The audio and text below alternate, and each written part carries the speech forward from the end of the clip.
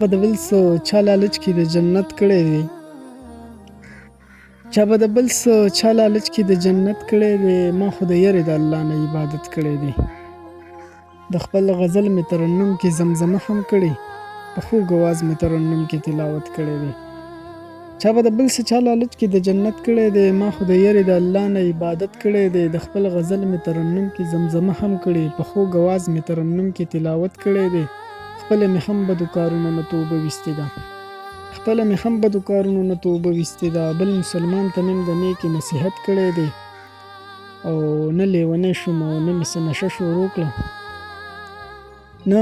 لیونی شوم او نه مې څه نشه شروع کړه ما په دې دور کې یو داسې محبت کړی دی که چېرې مړ شوم نو خوا کې د جانان مې ښخ کړئ که چېرې مړ شوم نو خوا کې د جانان مې ښخ کړئ ملګرو یې مبصر دغه وصیت کړی دی